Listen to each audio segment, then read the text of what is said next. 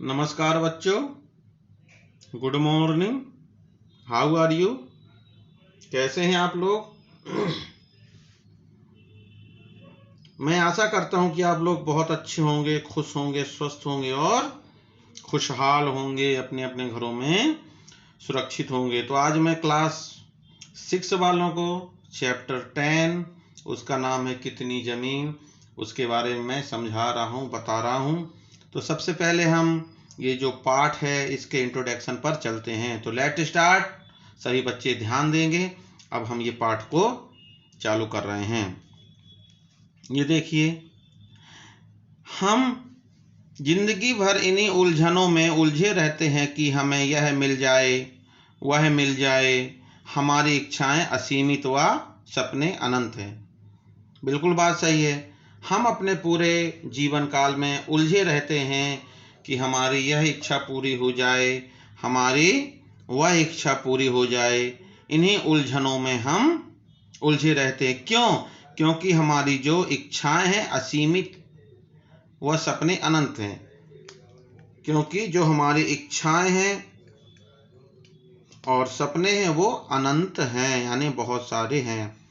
इन सभी भौतिक वस्तुओं को एकत्र करते हुए, भौतिक वस्तु यानी जो हमारे जीवन काल में उपयोग आती हैं या उपयोग होती हैं, एकत्र करते हुए हम जीवन की वास्तविक खुशियों को भूल जाते हैं। जीवन की वास्तविक खुशियों को भूल जाते हैं, मतलब प्रसन्नता को भूल जाते हैं। हमें अच्छी तरह से रहना चाहिए, खुश रहना चाहिए, सभी के सुख दुख में हमें शामिल होना चाहिए, सभी लोगों का परोपकार करना चाहिए। सब हम वास्तविक आनंद, सही खुशियां हम भूल जाते हैं और लालच बस संग्रहित वस्तुओं का उपयोग भी नहीं कर पाते। और हम इतने लालची हो जाते हैं, इतने लोलुप हो जाते हैं कि हमारे पास जो चीजें हैं उनका हम उपयोग नहीं कर पाते और उन वस्तुओं से हम आनंद नहीं उठा पाते। वो वस्तुएं जहाँ की तहाँ रखी रहती हैं और हम इस जीवन से कूच कर जाते हैं और हमारी जीवन लीला समाप्त हो जाती है। तो प्यारे बंधुओं, सभी लोग वर्तमान में खुश रहिए, सभी के सुख दुख में शामिल रहिए और जितना हो सके इस जीवन में आनंद उठाना चाहिए, इस जीवन को अच्छी तरह जीना चाहिए। नेक्स्ट, जो आदि शंकराचार्य जी ने क्या कहा है, यह मोह से भरा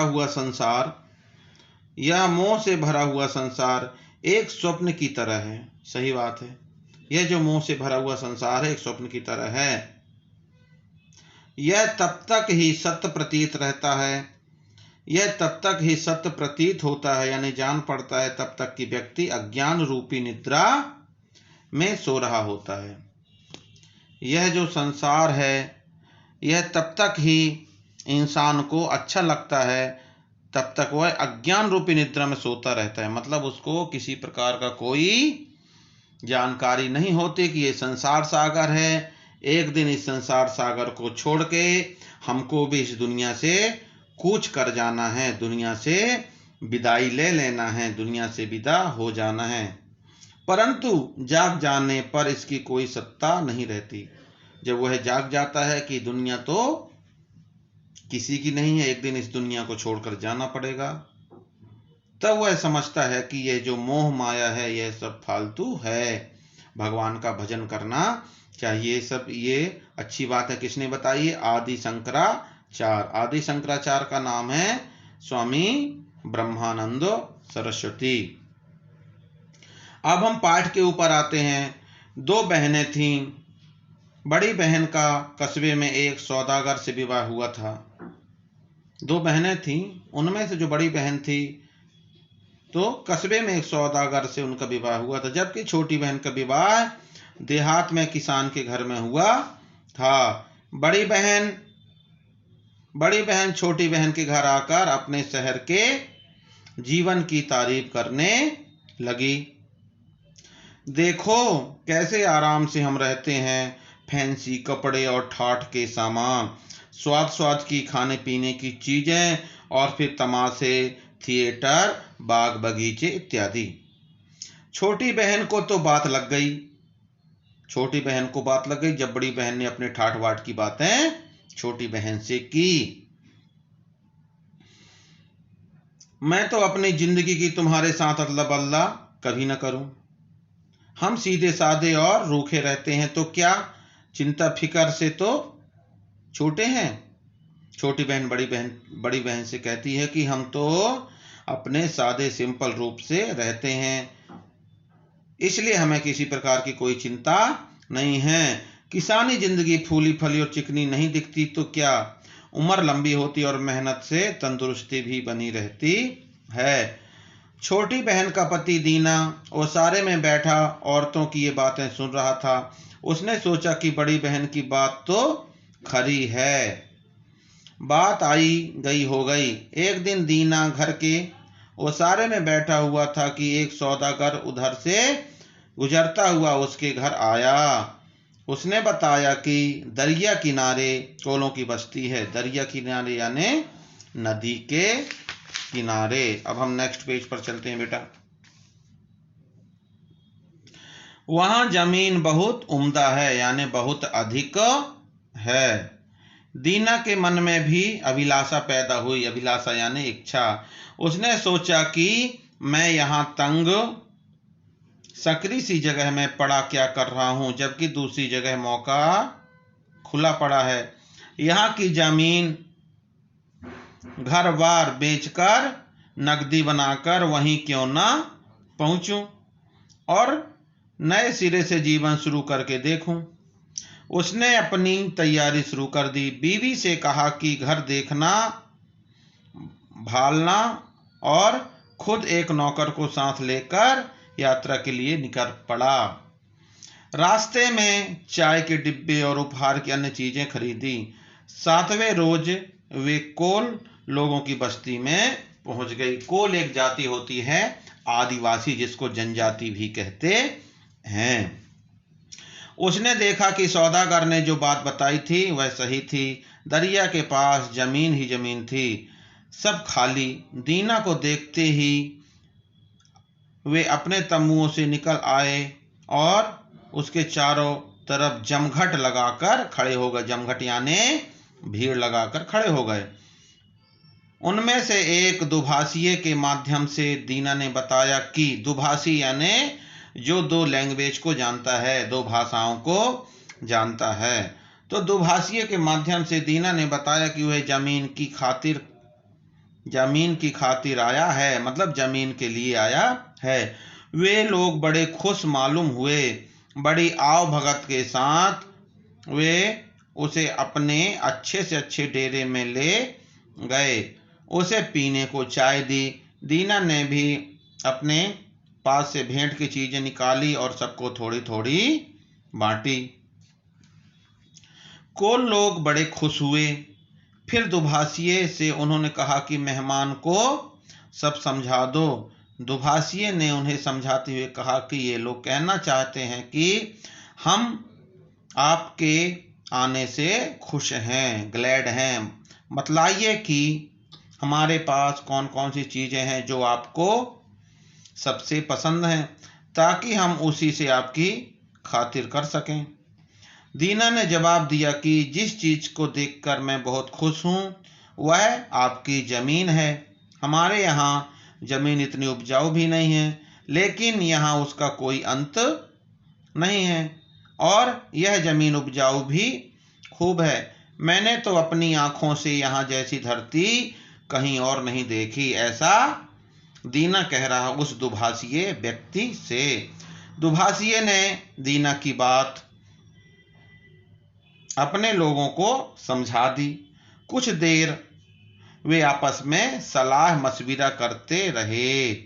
बातचीत चल ही रही थी कि बड़ी ही बालदार टोपी पहने उनका सरदार वहां आ पहुंचा। सब चुप होकर उसके सम्मान में खड़े हो गए। दुभाषिये ने कहा कि यही हमारे सरदार हैं। ये आप सरदार जी की फोटो यहाँ देख रहे हो और यहाँ पर दीना और वो दुभाषिये व्यक्ति और जहाँ पर वो दीना गया था जमीन खरीदने वहाँ के लोग आपको यहाँ पर दिख रहे हैं। अब चलिए हम नेक्स्ट पेज पर चलते हैं। दीना ने फौरन अपने सामान में से एक बढ़िया लवादा निकाला और चाय का एक बड़ा डिब्बा तथा अन्य चीजें सरदार जी को भेंट की। सरदार ने भेंट स्वीकार की और अपने आसन पर बैठा। उसके बाद दीना की तरफ मुखातिब होकर हिंदुस्तानी में कहा, इन भाइयों ने जो कहा है ठीक है, जितनी जमीन चाहो चुन लो, हमारे यहाँ उसका घाटा कमी नहीं है।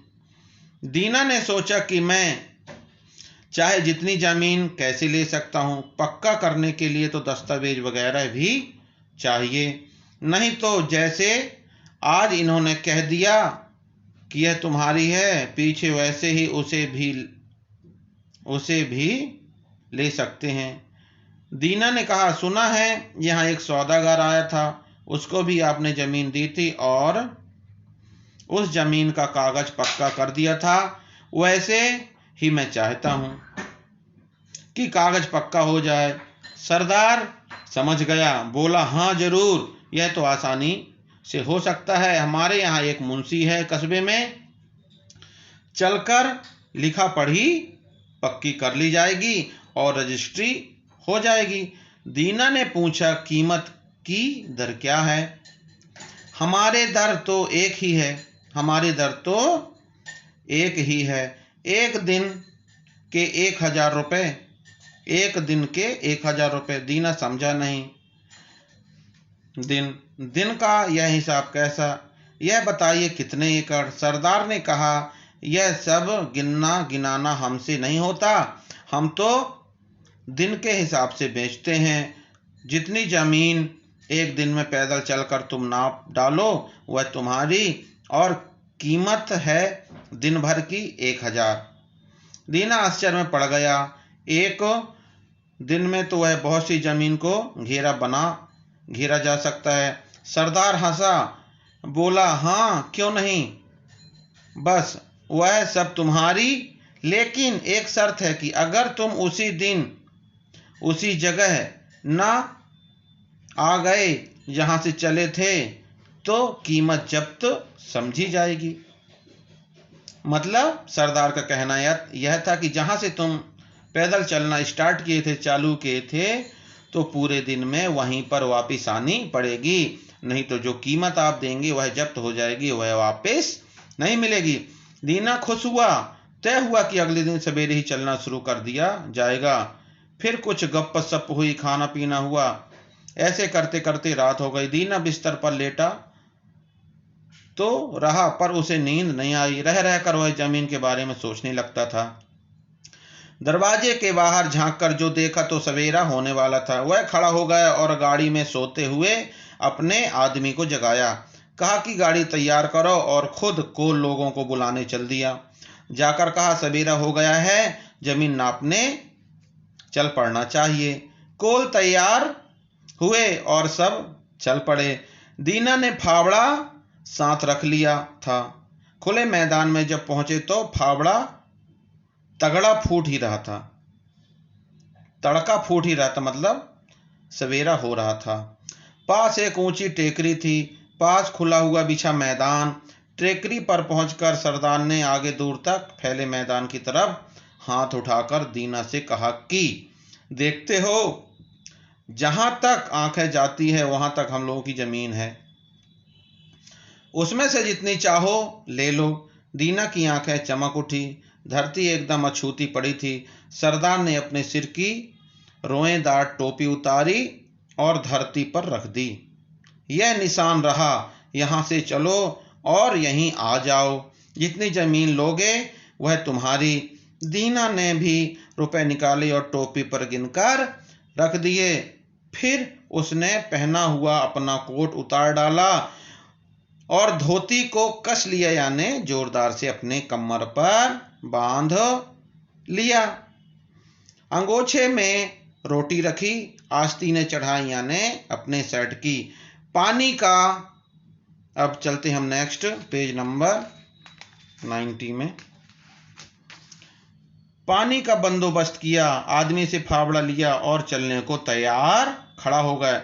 कुछ क्षण सोचता रहा, कुछ क्षण सोचता रह गया कि किस तरफ से चलना बेहतर होगा। सभी तरफ लालच था। तो प्यारे बच्चों, आज यहीं तक। फिर हम मिलते हैं नेक्स्ट वीडियो में। बहुत धन्यवाद। Thank you very much.